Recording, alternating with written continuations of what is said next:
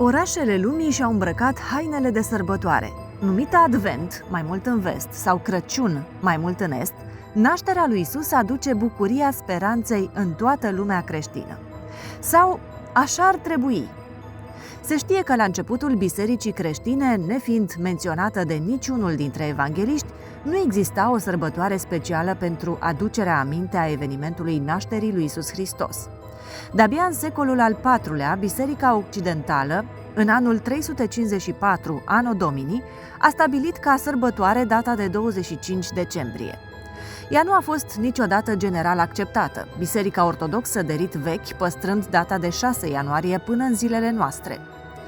Alegerea acestei perioade a ținut de o strategie a bisericii ce a permis înlocuirea vechilor obiceiuri și tradiții păgâne cu una dintre cele mai importante sărbători ale creștinătății, nașterea Domnului. Calendarul de Advent, cele 4 duminici de dinaintea nașterii pruncului Isus, ne aduce mai aproape o istorie ce tinde să se piardă printre tradițiile și obiceiurile ce neacă frumosul mesaj al speranței, transformându-se încet într-o legendă. Se spune că, dacă vrei să îngropi un adevăr, mai întâi îl împodobești frumos. Interesant! Nu asta facem și noi?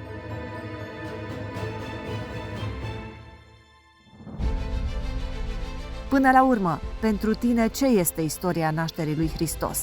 Adevăr sau legendă? Dacă ne întoarcem la istorie, aceasta consemnează un nume de om la vârsta senectuții, Simeon. El așteptase venirea lui Mesia dintotdeauna. Din vechile scripturi descoperise profeția și făgăduința venirii lui Mesia, iar de la Dumnezeu primise asigurarea că nu va muri înainte de a vedea nașterea pruncului așteptat.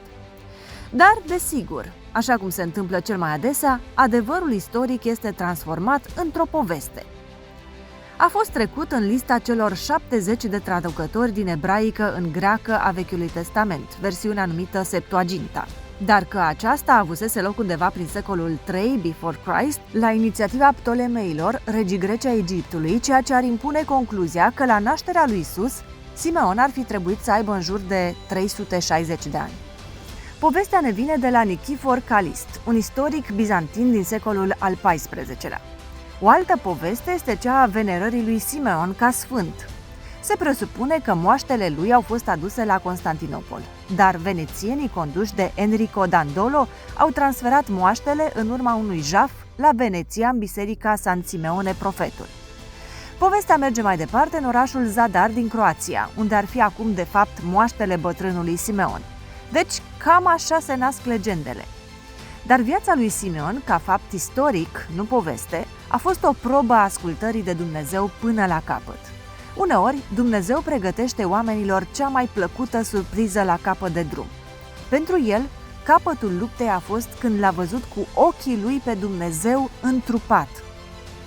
Ținând în brațe pruncul ce împlinea așteptarea de veacuri a venirii lui Mesia și în același timp împlinirea celor peste 300 de profeții ale Vechiului Testament cu privire la Isus, Simeon a rostit cuvintele: Acum, sloboade în pace pe robul tău, stăpâne, după cuvântul tău, căci au văzut ochii mei mântuirea ta, pe care ai pregătit-o să fie înaintea tuturor popoarelor.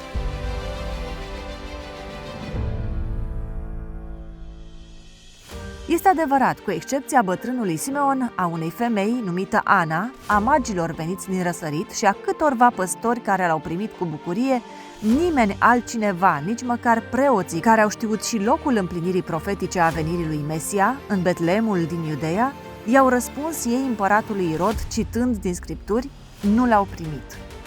Dar ce zicem? Astăzi am fi mai mulți?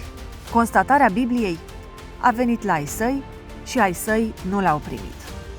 Primul advent a fost.